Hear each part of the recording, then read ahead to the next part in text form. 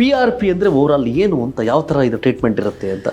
So PRP treatment patient own ಬ್ಲಡ್ಡಿಂದಾನೇ ಮಾಡ್ತೀವಿ. ಬ್ಲಡ್ಡಿಂದ ಓನ್ ಬ್ಲಡ್ಡಿಂದಾನೇ ಅದು ಒಂದು 15 to 20 ml, ಒಬ್ಬೊಬ್ಬರಿಗೆ 35 ml ವರ್ಗೂ ಬ್ಲಡ್ ತೊಗೊಂಡು ಅದರಲ್ಲಿ ತುಂಬ ಕಾಂಪೊನೆಂಟ್ಸ್ ಇರುತ್ತೆ. ನಮ್ಗೆ ಏನು ಬೇಕು, ಪ್ಲೇಟ್ಲೆಟ್ಸ್ ಬೇಕು. ಒನ್ ಆಫ್ ದ ಬ್ಲಡ್ಸಲ್ಲಿ ಪ್ಲೇಟ್ಲೆಟ್ಸ್ ಅದು ಪ್ರಾಸೆಸ್ ಮಾಡ್ತೀವಿ.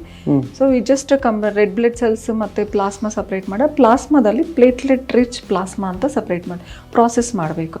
ಈಗ 15 to 20 ml ತೊಗೊಂಡ್ರೆ 20 ನನ್ಗೆ 3-4 ml PRP ಬರುತ್ತೆ. ದೋಸ್ PRP ನಾವು ಅದು ತೊಗೊಂಡು directly inject into the joint, ಎಲ್ಲಿ ಡ್ಯಾಮೇಜ್ ಆಗಿದೆಯಾ ನೋಡಿಕೊಂಡು ಅಲ್ಲಿ ಇಂಜೆಕ್ಟ್ ಇಮೇಜ್ ಗೈಡೆನ್ಸ್ ಅಲ್ಲಿ ಮಾಡ್ತೀವಿ. Not a blind procedure. ಸುಮ್ಮನೆ ನಾನೇನೋ ಕೂತ್ಕೊಂಡು OP ಟೇಬಲಲ್ಲೇ ಕೊಡ್ತಾರೆ, ನಾಟ್ ದ.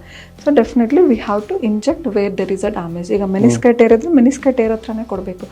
ಸೊ ಲಿಗಮೆಂಟ್ ಅಂದರೆ ಲಿಗಮೆಂಟ್ ACL ಅಲ್ಲೇ ಕೊಟ್ಟಿದ್ರೆ ಇಟ್ ಸ್ಟಾರ್ಟ್ಸ್ ಹೀಲಿಂಗ್. ಅದರಿಂದ ಗ್ರೋತ್ ಫ್ಯಾಕ್ಟರ್ಸ್ ರಿಲೀಸ್ ಆಗಿ ಸೊ ಅಲ್ಲಿ ಏನು ಡ್ಯಾಮೇಜ್ ಆಗಿದೆಯೋ ಆ ಸೆಲ್ಸ್ ರೀಜನರೇಟ್ ಆಗ್ತಾ ಬರುತ್ತೆ.